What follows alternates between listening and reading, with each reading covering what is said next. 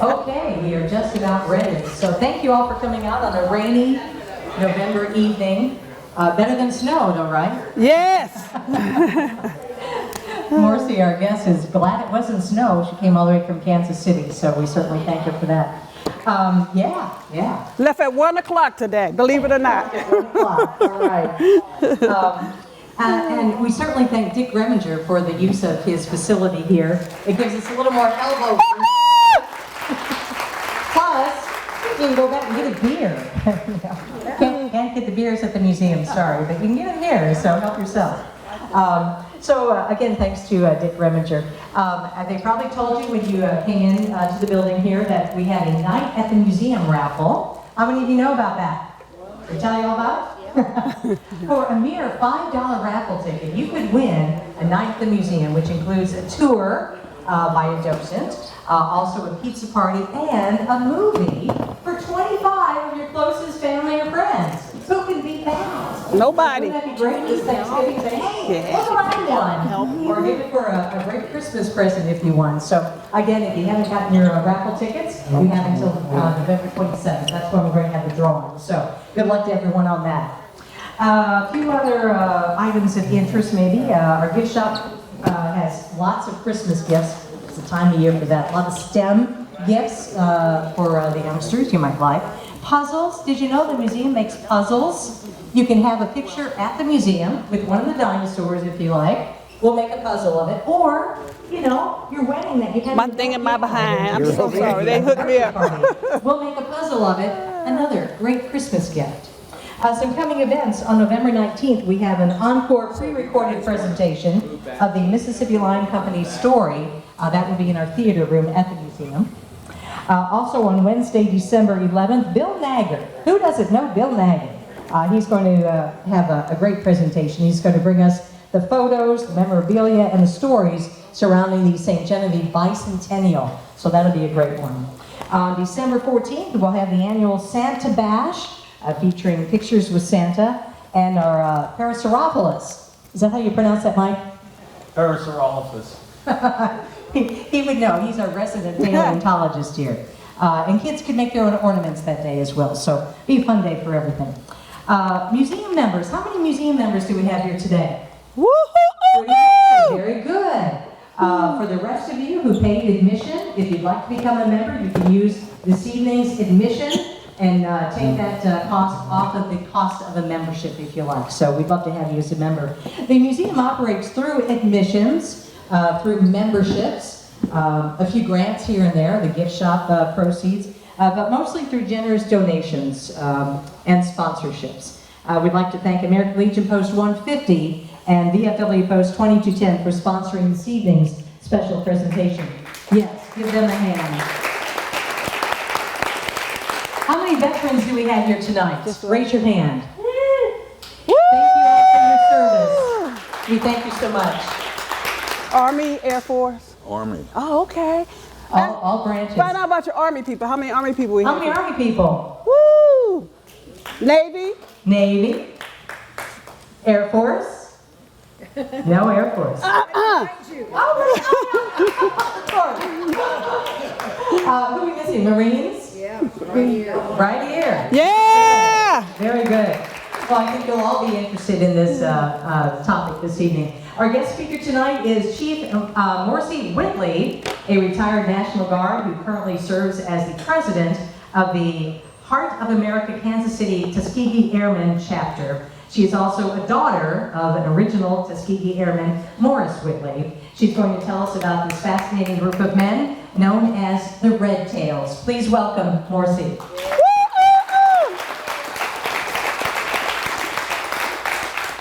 Thank you so much for that warm welcome. I don't happen to see my son with me. I brought my son, well, he helps me drive. I was going to introduce him, but his name is Rodney, last name Woodard. First thing I need to do, I need to get me 2 people to volunteer. In the military, they used to say, don't volunteer yourself for anything. So since I don't see any volunteers, I'll do what we call, I got one. I'll do the other one will be what we call a voluntold. How about that? I have 1 volunteer and 1 voluntold. I'll take you, sir.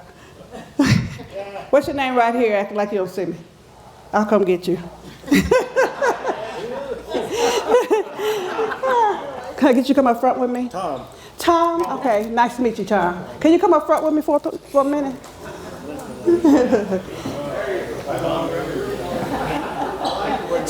So what I'm going to do today with the two of them is I'm going to let them build me an airplane. So once they get the airplane built, whoever gets there first needs to fly it. If you stay on that side, you stay on that side, and get your airplane built. No, I'm good. I'm good. If you give me more room, I'll get away. Get the thing open. So this is a challenge. I love to do it. I usually give it to my kids. So. Get open.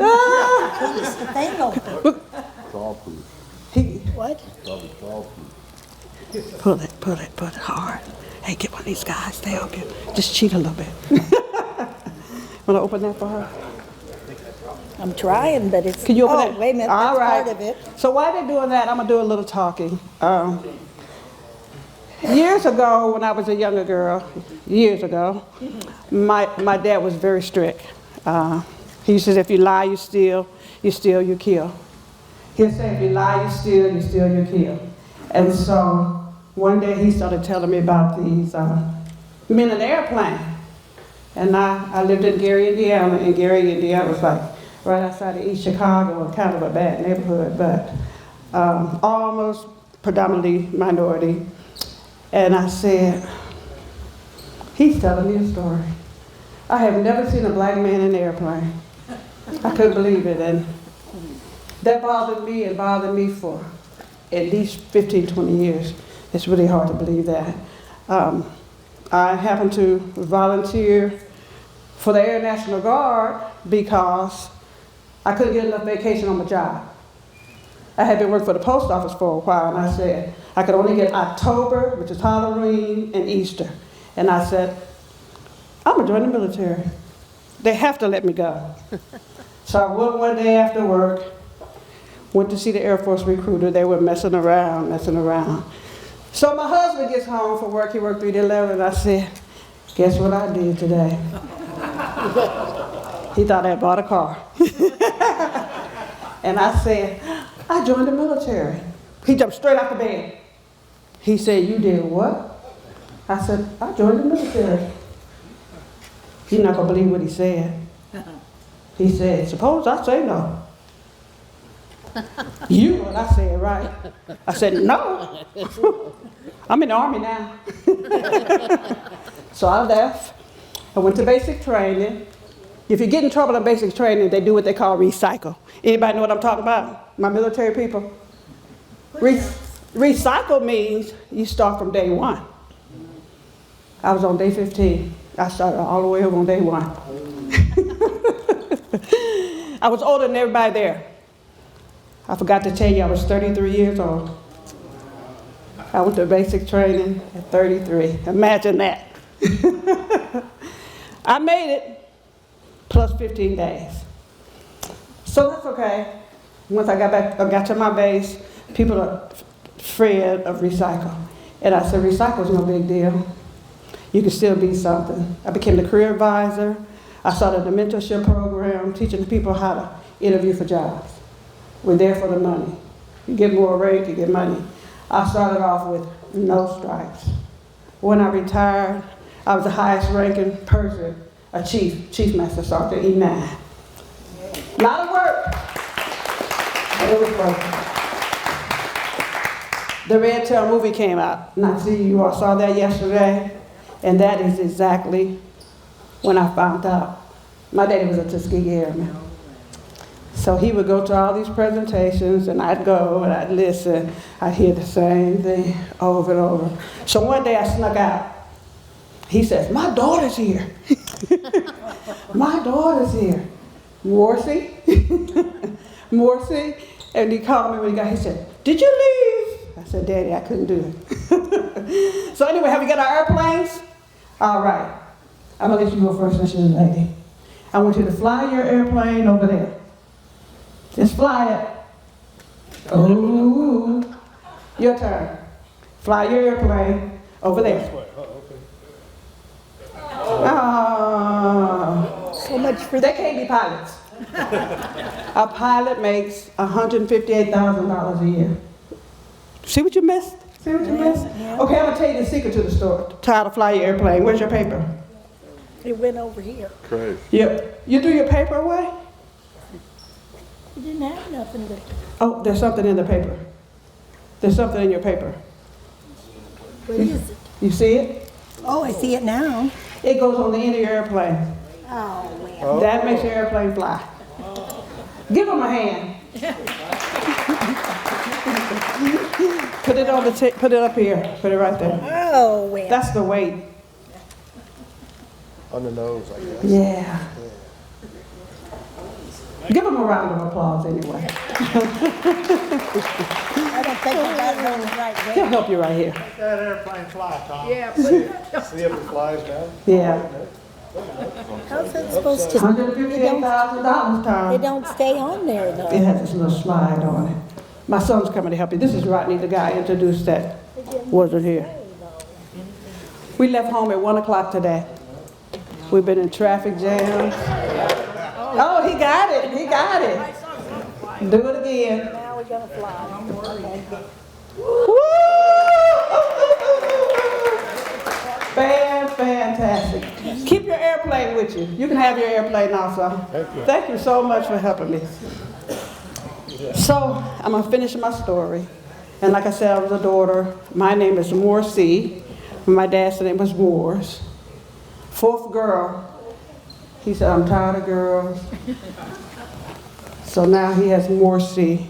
And I spell my name sometime when I try to be funny. Morrissey. Say Morcie Jr. All right, we're going to just talk about some of the stuff on my table.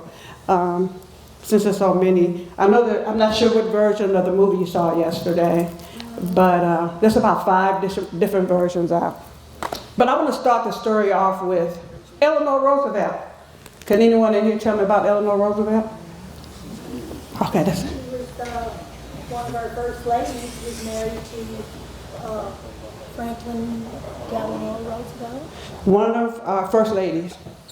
She was married to, Franklin Delano Roosevelt. all right, so this is probably the part of the story that we don't really talk about. She had heard about these guys that flew this raggedy plane all the way to Chicago. Eleanor had a radio station and a newspaper. So she had a platform. She had heard about these guys because back then it was believed that black people were inferior and couldn't learn anything, and especially like how to fly an airplane. So Eleanor Roosevelt said, I don't think that's true. I'm gonna give those guys a try. They dared her not to do it, but she did. Eleanor Roosevelt was the person who started. Ron, you want to take that around for me? Eleanor Roosevelt was the person, she's in the plane right here with one of the original Tuskegee Airmen. So if it wasn't for her, for anything you try to do, like I tell my kids, I'm a mentor. If no one else believes in you, believe in yourself. If nobody else thinks you can do it, like me. When I went to the military at 33, all my friends laughed at me. They said, girl, you too old. Now I'm laughing at them when I go to the bank. So anyway, Eleanor, she helped her. So, sometimes we have our kids that are around here that may say something that seems to be crazy. Believe in them. Because one of these days they'll be on TV doing something that surprises all. So no matter how silly it sounds, sometimes just give them a little belief. So Eleanor, she got them started. So Tuskegee from the beginning was an experiment. And they called it the Tuskegee experiment. And it wasn't Tuskegee because they still didn't believe it was going to happen. They spent a lot of time shining airplanes, putting them together. So they didn't have a leader. At the first time they had a white guy to lead them. And then Benjamin O. Davis became their leader. Him and his daddy were both generals in the Air Force. So they were told to leave him, and he told them, do not, I repeat, do not leave a bomber behind. So, when I talked to you all on the radio, they wanted to know, I said, you want to know where they got the red tail from? Does anybody know how they ended up getting red tail? Nobody? Well, I'll tell you why. They still didn't believe they could fly. So they decided, we'll paint their tails red. If we paint their tails red, everybody will know who they are. So that's where they got the name, the red tails. You can see them from afar. Like this here. Now this plane here, with the red tail, an original Tuskegee Airman flew that plane. He flew in 4 wars. He was the first president of the Tuskegee Airmen organization. You all see that? I used to spend a lot of summers in Columbia, Missouri. Has anybody ever been to Columbia, Missouri to the air show? The air show in Columbia, Missouri, good air show. There's a lady named Mary Posner, who never did military. Mary did an air show every year. Then one year, the air show was in May, Memorial Day. By April, they found out Mary had full-blown cancer. She didn't know she had. She was dead in 3 weeks. So that was the end of the air show. So, let's keep going. This was General McGee that I was talking about. General McGee passed on, bless his soul, about 3 years ago, and he has his own tennis shoe. This is a Tuskegee Airman tennis shoe. It's got the stripes, the red tail, and his name, the number of his plane. I bought me a pair of these. Yeah, I do wear them. I don't have money to buy tennis shoes and just at home. So, does anyone here know about the Congressional Gold Medal? You know about the, can you tell them about the Congressional Gold Medal? Go ahead, don't be shy. Okay, I'll tell you about it. Congressional Gold Medal is one of the highest honors you can get from the president.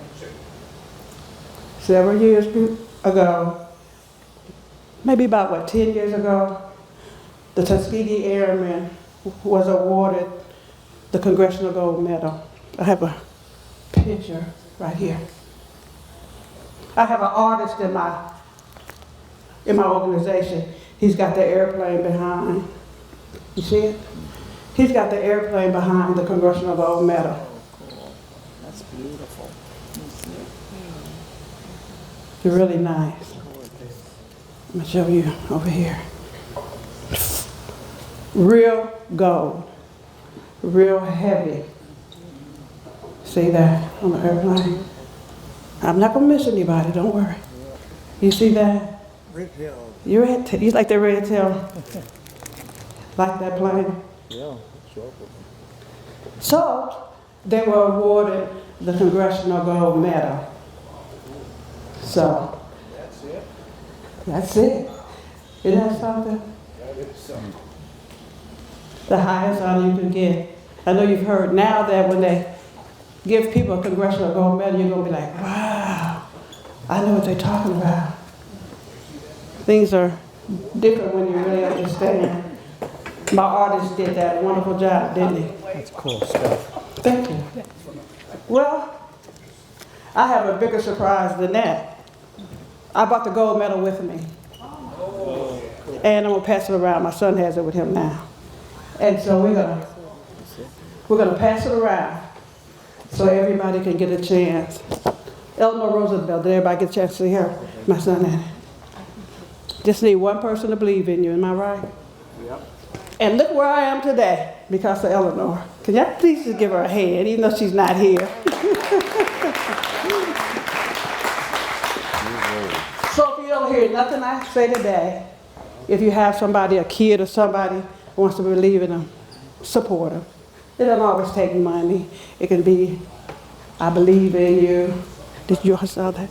I believe in you or something. Like I said, I can remember when I was in school and I was really different.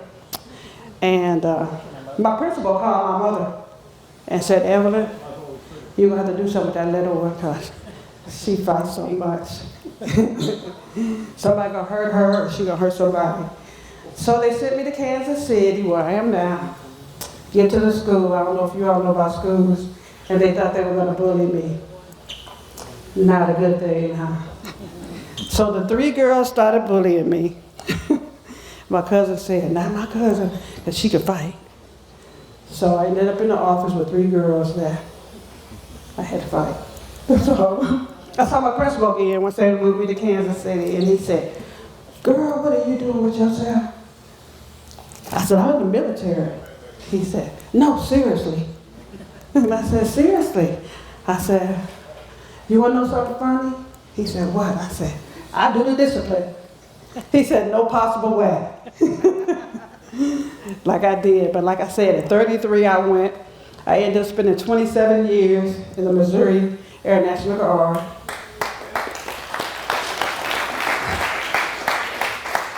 I should have brought my uniform picture. And an E9, the highest you could be. And so, my dad, I'm sure he's looking down proud on me. I was a career advisor, trying to tell the youth what they knew to be on their careers. And then I started teaching people how to interview. So I used to go to the other bases because they started working with a lot of diversity in the Air Force. And so if you would be promoted for promotion on the panel, you had to have your judges, same as your panel. So at that time, they didn't have a lot of minorities. So I went from base to base to sit on the panel because I had high rank, but I told all my people, I said, we're not gonna go because we're here for some money, right? It's not about the weekend, it's not about the uniform. So everybody that I worked with got promoted, 100%, so I'm proud of that too. So, before I end my presentation, is there any questions from the audience? How many were in the crew? Oh, I'm glad you asked that. You know what he asked me? He said, how many people were in the crew? There were 1,200 Tuskegee Airmen. 1,200. The pilot training was really hard, and I might not get that right, but several of them washed out. They might have had 35 pilots. That was all they had. So my daddy was a draftsman. My dad was not a pilot. Ain't that something, $158,000? He missed that. So yeah, my dad was a draftsman. Any other questions? Yes, ma'am. Weren't there some testing that was not proper to have been done on these soldiers when they were in Tuskegee? She asked, was there some tests done on these soldiers that wasn't proper? Like I said, it was an experiment. They had a bunch of black guys. I don't know if you all have heard the story. Back in the day, other than being inferior, they were to believe that black folks were descendants of monkeys and that black men had tails. Did anybody ever heard that? That was it. You heard that? That's the reason you asked that. So they shot syphilis in them, right? Right. They were shot with syphilis, along with being there was another experiment that they did on them. They shot them with syphilis. What was the purpose of that? To do a study to see if syphilis will kill you. Well, yeah. Well, you know what? They didn't have anybody else. They didn't have anybody else. Nobody in their corner. Nobody. And that's okay. That's, you know what? We've lived through that. We've passed through that, you know. So at least we don't have syphilis now that'll kill you. How many, the red tails, when they led them bombers, how many was included in that? The pilots thing you're talking about, just like I said, there was what, 1,200 Tuskegee Airmen. I think they watched them. led the bombers into Germany. They ended up. At one time. Okay, so what he's asking is what, if you've ever seen in the airplanes in the sky, when they drop their bombs, those are the bombers. And he was asking, his question was, how many Tuskegee Airmen? So for each bomber, they usually had one escort. and the escort would make sure that no one shot them down. I think, if I'm not mistaken, and I read my book, and I listened to my dad, I think he only lost one bomber. One bomber the whole time that they were doing that. Hold on a minute. You said that your dad was a draftsman? What is a draftsman? A draftsman back in the day, like we have a telephone and everything, in order to draw your map, somebody had to draw the map. So the draftsman on the paper and pencil would draw out your map. And so that was one of the things my dad did as a draftsman. How come they waited so long to give him the Congressional Medal of Honor? That's a good question. You know, like I said, things have changed. I mean, it was like 10 years ago. That's a long time. Right. And things had changed, like even my dad and them had said they went to the war, and when they got home, because they were second-hand citizens, and so they weren't good enough. So they came home to the same racism that they had when they left. Even when they went away, they stayed in barracks. They didn't have flooring. It was mud floors. They stayed in stables and stuff like that. Because like I said, they didn't believe they were going to make it. It was just probably just a joke. And their boss, Benjamin O. Davis, a general, said, no matter how they treat us, we want to fight the war. So we'll take whatever it takes to be in World War II. And that was good. That was good because somebody always has to break a barrier. You know, like the first time woman in the airplane, you know. Yes, ma'am. But after the war and the bomb was dropped, you know, and then in '64, I thought that there should have been some changes. It probably was in 1964, but my dad then went to the war in 1940. Okay. Tuskegee Airmen was through the air 41 through 46, and so back in that time. Because I question it like he does. Why did Right. it take so long for them to get the Well, you know award what? that they deserve? They didn't get it because somebody has to believe in you. Okay? Like me, I said I was promoted to an E9 Chief Master Sergeant. When I got promoted to an E9 Chief Master Sergeant, there was 4% wide Air Force black females that was Chief Master Sergeant. So it takes somebody to break the barrier. You just have to believe in them. Give them a chance. And we've passed all that. Yes, ma'am. Didn't the Tuskegee guys have one of the best records during the war as far as... Saving bombers, Right. yes. They had one of the best records on saving bombers in the war. Are you showing the Congressional Gold Medal? Did you take it out? Let him hold it. He's going to take that out for you all to hold that. Let us hold it? Yes, it's pure gold. I know where you live. It's actually pure gold. And it's extremely heavy for it. This is what they call a bus. And it's heavy. It's a Tuskegee Airmen. It's the way they looked in the war. Handsome dude. It's extremely heavy. I'm going to let my son pass this around too. This is what that is. That's a replica of the Tuskegee Airmen. So like I said, when my dad would tell me about that, see if I got my calendar, I do. And I had moved to Kansas City. My dad sent me a calendar. And inside the calendar, I'll pass it around also, were different stories and different people about the Tuskegee Airmen. And I still had my feelings hurt. I said, he done took that lie to a different level. He done made a calendar, but this is 1986. And it's got pictures of people that I'm gonna pass it, starting over here. I guess I'll go to the back. The guys look like they've been left out a little bit. Oh, that's okay. We won't leave you out. So, any other questions? Sure. I was wondering about, okay, They were called the Tuskegee. Experiment, Tuskegee experiment, because they were actually an experiment, because they did not believe they could fly. How did they come up with the Tuskegee, the name? They were in Tuskegee. They had sent all of them to Tuskegee, Alabama. Oh, okay. And that's a good question. That's why they asked. Yes, sir. As them being the red tails, Yes, sir. wouldn't that have been a larger target for the enemy to shoot at in World War II? Was that a possible reason why they painted their tails red? No. No? They painted them red because it was an experiment. And they wanted them to be, ooh, these are the black guys and they can't fly. So it was like, we're gonna paint their tails red so that everybody can see them. And so eventually the guys with the red tail happened to be their saving grace. So then everybody wanted the red tails to guard them so they could get home.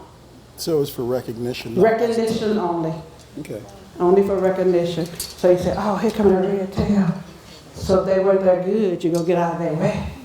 So the red tail is the reason they did that. It's a good reason. So now they're known for the red tails. We in Kansas City have a Red Tail Academy, part of my organization, and they actually teach kids how to fly. They start at 16 years old. We've had a couple of females that had their pilot license before they had their graduated from high school, which is a good thing. It's a good thing. $158,000 a year. Anybody ready? Any more questions? Did you see that? Oh, she's taking a picture. Oh, and speaking of taking a picture, you're welcome to take a picture with the Congressional Gold Medal if you choose to. It's okay. Hold on, I got a question. Can you tell us what happened to the Tuskegee Airmen that flew the aircraft when they got home? Did any of them go on to become pilots commercially or anything? Very few of them. The gentleman here that I talked about, that was a Tuskegee Airman, he was able to fly in 4 wars. Vietnam, and I think the last time he got to fly was the Iraqi freedom. That was his last time that he got to fly. But he did, he flew in 4 wars. Yes, Korean, World War II, y'all might know the rest of them. I Is just that know. his picture? That is his picture when he was a pilot. There he is. Yeah. These in Vietnam? President Trump, when he was president last time, promoted him to a general. He was a lieutenant, a colonel, and when he passed, he was a general. So it's General McGee, Charles McGee. Everybody see? Can you all see back there? You haven't been left out, have you? There you go. Good questions. I sure appreciate all the questions. You got a question? No. You don't have a question? I don't want to leave anybody out. I'm going to ask my veteran over here. Oh, What did you do on Veterans Day? Rob, she's right here by you. I say thanks a lot for everyone that served, whether it be United States ground, foreign ground, wherever. And I say congratulations to all the people that did that. Thank you. That's wonderful. That was so nice of you.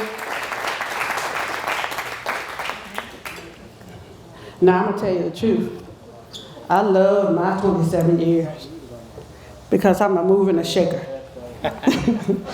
I was in England when Princess Di died. My unit had gone to England.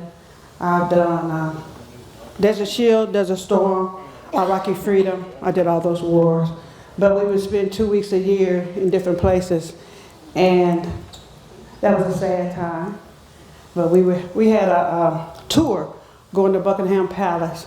So I got up that morning, got ready, went outside, and somebody said, "We're not going." I said, "We're not going?" I said, "Where we not going?" They said Princess Di had died. And that was so sad. So the next day I went to Buckingham Palace and took pictures of all those people. They were laying those flowers. My oldest son has Down syndrome. You don't know what that is? He's born with Down syndrome. So he taped the whole thing for me. So when I got home, I was able to see it. But I was there myself, walking around, and it was really sad. I've been a lot of places, seen a lot of things, done a lot of crazy things. Anybody ever heard of Running of the Bulls? Yeah, I did the Running of the Bulls. In Spain? Yes, I did. In Spain. Yeah. You know, we laugh, but that's something big to them. Oh, yeah. They board their windows up, and they do it for a long time, like 6 or 7 months. And they taunt the bull all day, and then they let the bull go in the streets, and the people run. So we did it 2 or 3 times until the commander found out there was no more leader. It's always one person messes up your good time. The bull had gnawed a guy on the side, and so we didn't want to go to the hospital, so we did our own bandaging, and I'm not proud of this. And we teased him for a long time, but we taped him down with some Kotex. Some doctors will make her. So we taped him down, and eventually somebody told on us. So they sent him to the hospital, but that fun there though, so that's okay. Any more questions? So this is really good. I'm enjoying this. It's worth that traffic jam and that rain, that leaving home at 1 o'clock to see my friends. I've been promising I was coming. I'm coming up. Matter of fact, I'm gonna go up there now. I have a question in the back. Just hold on. Y'all got to remember, I'm almost 70. I can't keep running. I guess you say 70. You're a baby, right? I'm having a great time. I really, really appreciate you all. You just don't know how much I appreciate coming here. Oh yeah, he follows me. Coming here. The Airmen, did they not get training at the Institute? Isn't that where they went for their schooling? Tuskegee. Yes. Yes. Okay. That's where they got the Tuskegee. Okay. It started off, like I said, as the Tuskegee experience. Because it was just an experiment. So that's why they shot them up and set them up for failure. Red tail. Sometimes when people set things up for your bad, it turns out to be good, right? So that was a perfect example. I'm having a great time. I got some. Now look. Can you tell me anything about the B-25 bomber pilots? I don't know a lot about them. I've met some of their grandkids. I can't say that because they're grateful because we saved the bombers that their grandparents and stuff in. But I don't know. Does anybody know anything about the bombers? Who does? Oh, so we got somebody who knows? Fantastic. We had a vocational ed teacher up at St. Anne, Ray Sullivan. Everybody know Ray, huh? She missed what he was. What was he? Ray Sullivan So was, was a bomber pilot. isn't that wonderful? And he mentioned, of course, we was in school at ag, vocational ag, and we'd try and get the teacher off on anything. And we very seldom did, but one time we got off a little bit. And he mentioned, You got it. You can do it. Come on, you can do it. You can do it. Take your time. It's sad, but you can do it. We need to know. he mentioned several times the bullets holes in his plane, but he lost a gunner one time. Thank you for that. I know that's a hard thing. Yeah, it's a hard thing. So that means you appreciate the red tails, huh? That's a good thing. It's nothing like a true story, is it? Very much so. Appreciate you. Thanks for sharing that. I would have never known that. Yeah. So you all know him. So you know a lot of people don't brag about what they did. You let me do something, y'all all gonna die. Won't be flying no airplane though, I can tell you that. Oh, Did you all over there get to see the Congressional Gold Medal? It's impressive, isn't it? All right, hold on. I talked to Ray Sullivan. Uh-oh, he said he talked to Ray. Yeah. Here we go, tell him. I also talked with Ray Sullivan, Bernie, and he told me he was a B-17 bomber pilot. And I said, how did it go? And he said, well, I was early on in the war. And at first he said, you know, B-17 had a good ceiling. We flew high. And the enemy, mostly Germans, they couldn't get up to us. And he said, I looked out. As time went by, they were getting so many new pilots. They come and told us guys that you're going home, we need you at home for instructors. And he said before they could get up and get us, I came home. So that's the way things went. Then I also talked to a P-51 pilot. Fantastic. Yeah, a lot of you guys know him. He was a mining engineer out at the plant. Can't say his name. Anyhow, we don't know these guys that we lived around until their gone. Obituary comes up. Yeah, that's terrible. Yeah, anyhow. Yeah. I said, how did it go? I said, that P-51 was a hell of a plane. He said, boy, it would run. I said, well, how did it go for you? He said, I carried a lot of bullet holes home.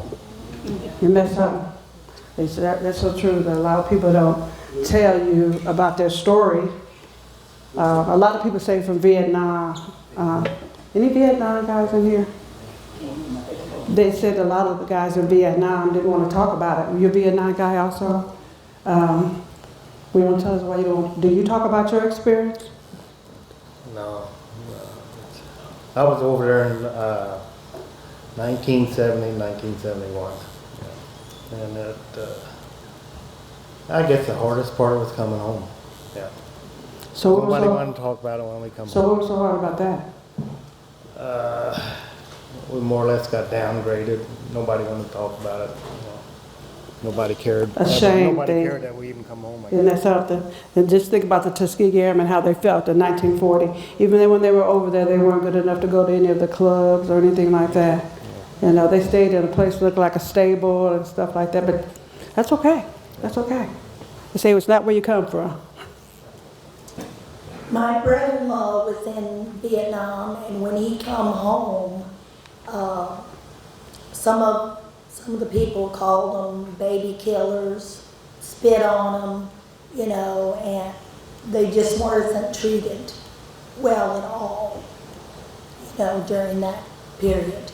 So that's another reason why I enjoy Veterans Day, because some of the veterans that didn't get to be appreciated. I can remember one time, you know, women, you know how they are, the women. I had gone to a breakfast at one of the places that served breakfast in the Kansas City area. I had on my shirt, and there was a lot of people, veterans there, mostly guys. And the little school would run around and ask you, what were you, like Army? They sing the Army song, they sing the Navy song. Not one person acknowledged that I was in the room. Not one person. And then that's okay. I went back that next year, sat on the table, did the same thing I did. And one young lady came over with some kids and asked me, did you do the military? And I said, I did. And they came and sang to me, and I was so happy. So what I did, I went and had a trophy made for the school. And I went back to the school and presented them with the trophy, telling them that I appreciate them appreciating me, you know.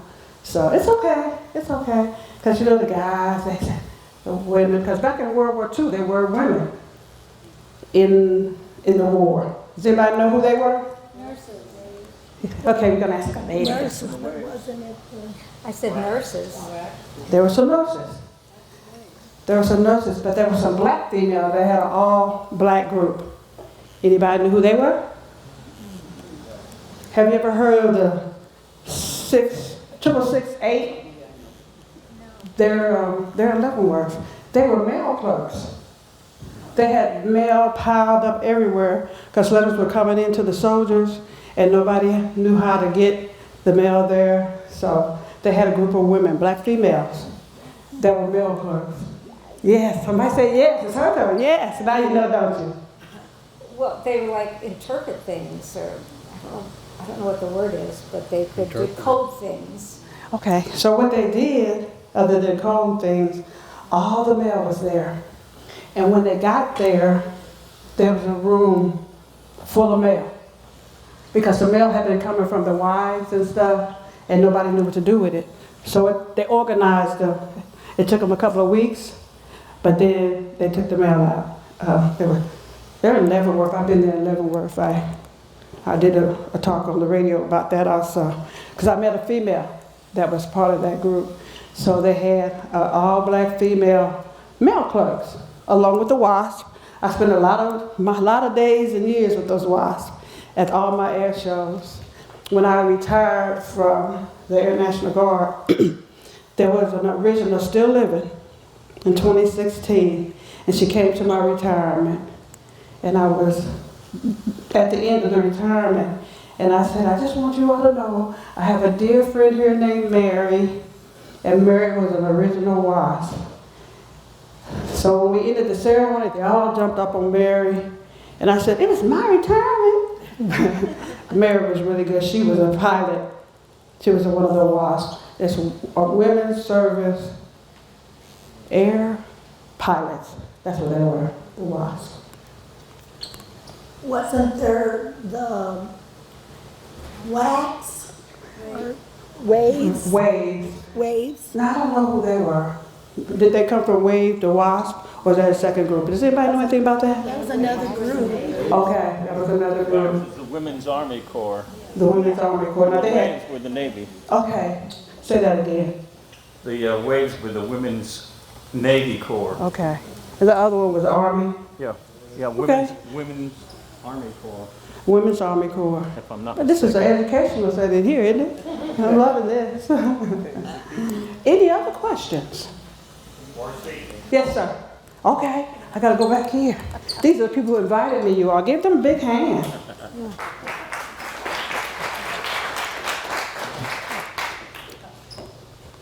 She called me one day, we did a little interview. She's another Eleanor Roosevelt, huh? She's you all's Eleanor Roosevelt.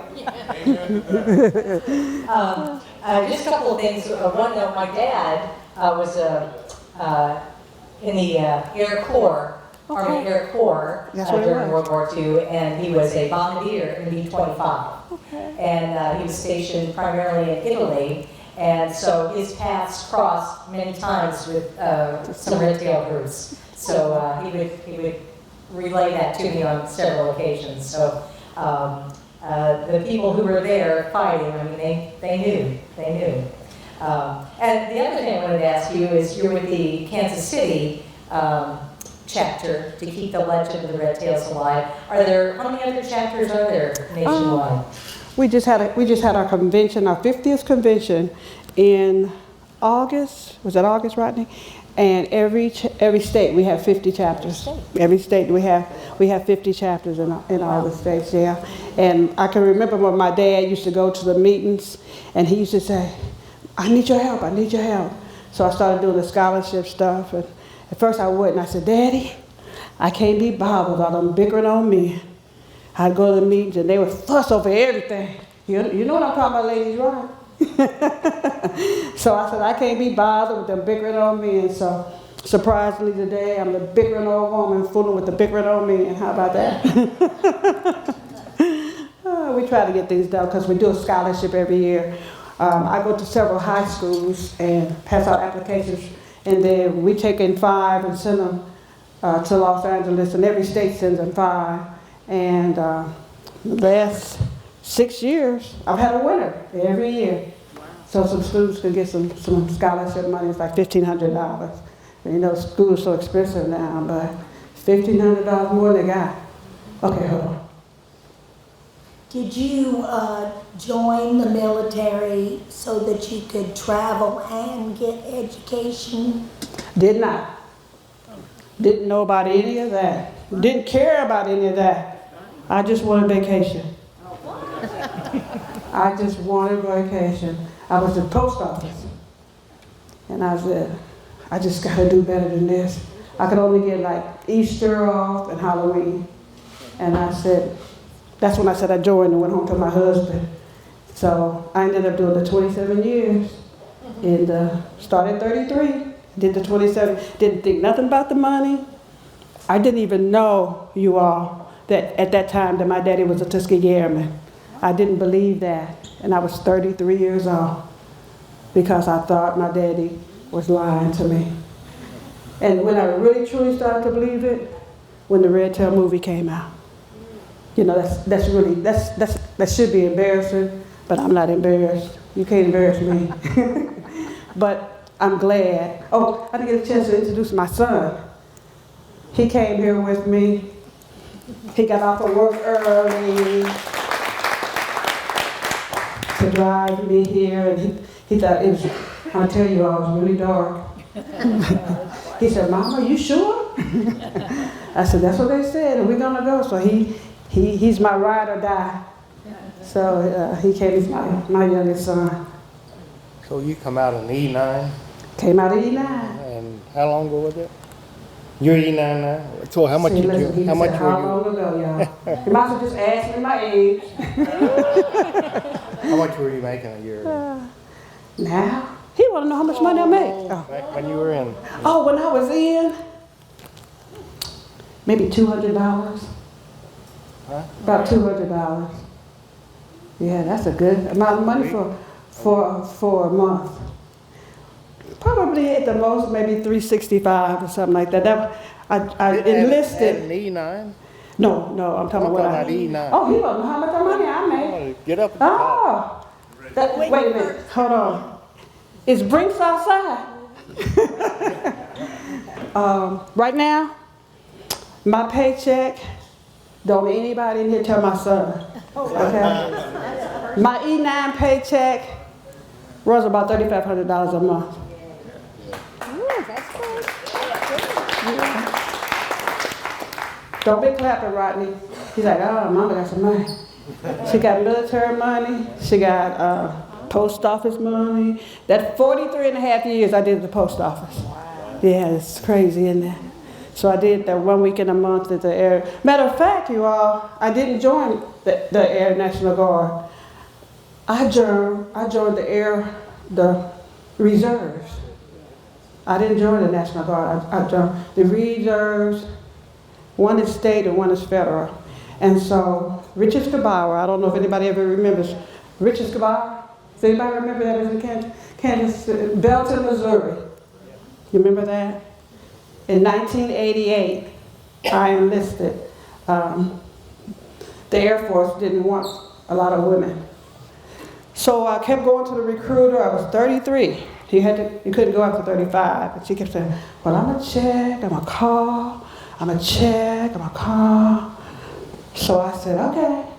So I checked to an Army recruiter by the house. And I said, I wanna get in the military. He said, Saturday you can test. So I went down that Saturday to test, and the lady at the desk said, so what are you testing for? And I said, Air Force. So I took the test.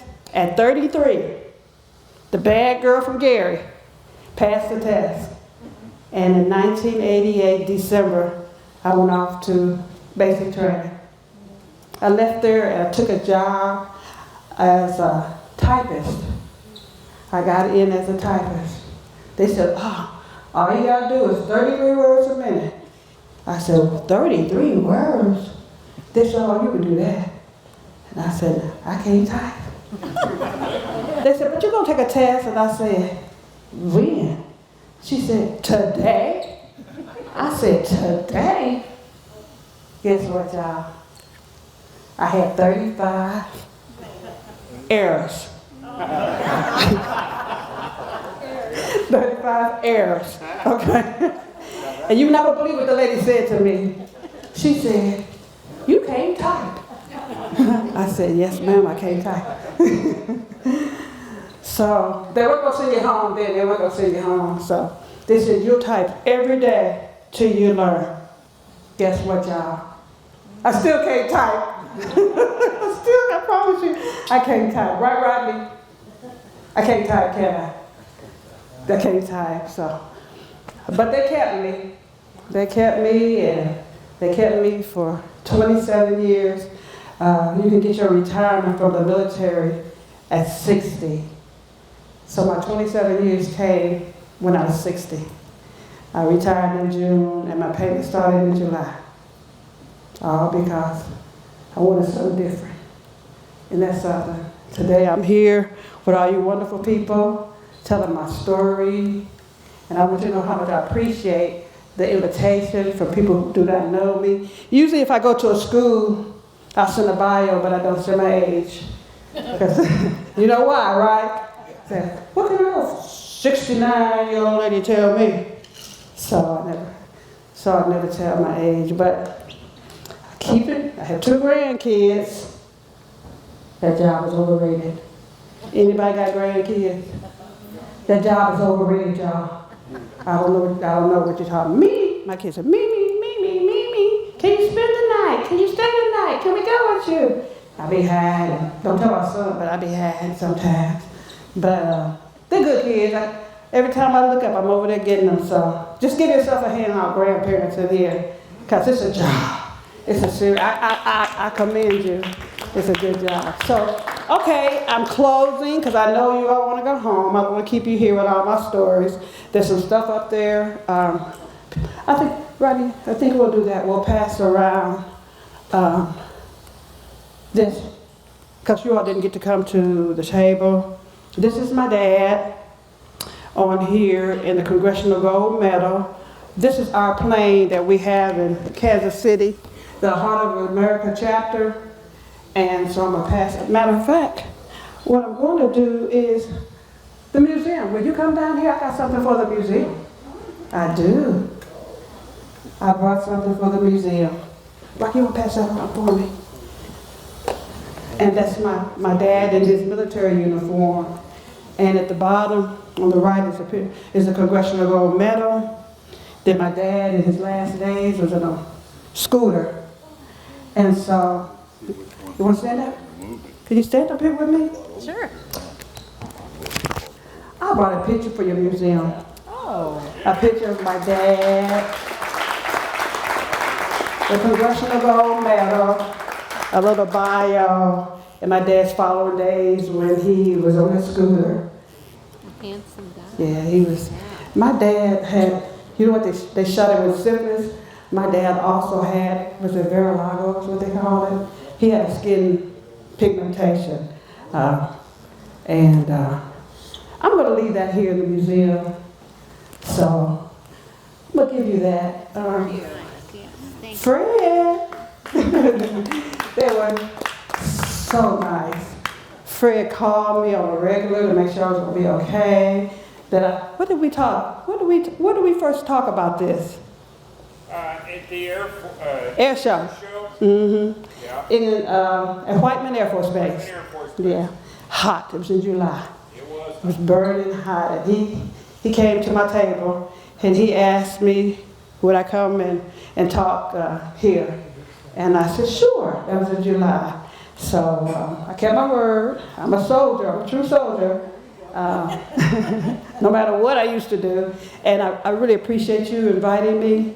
It's really been an honor. And so I'm going to leave this picture here to go in the museum. So, yeah, thank you. I mean, thank you. I'm applauding you. On a rainy night at 7 o'clock, it's wonderful to see everybody.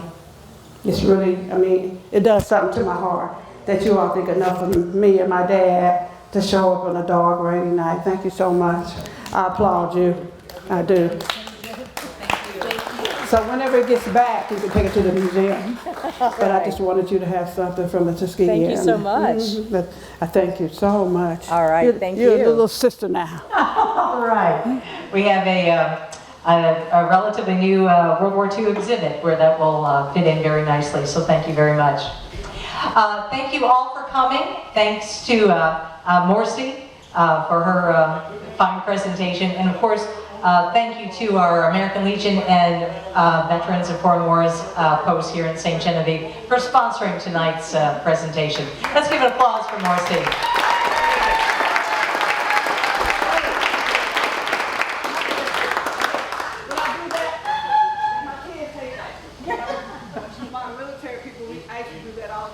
Need to know about the raffle tickets. I got some money to just burn the hole. The raffle tickets again, yes. If you'd like to take a chance on our night at the museum, they are $5 a piece. They can take care of you back at the door, right, Mindy?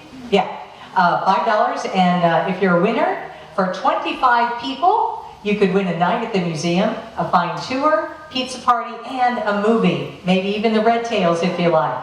And we'll have that showing for you. So you have a year to claim your prize too. So there's no downside to it at all. So they'll take care of you in the back there. So safe travels, everybody, and thank you so much. And thanks for supporting the St. Genevieve Museum.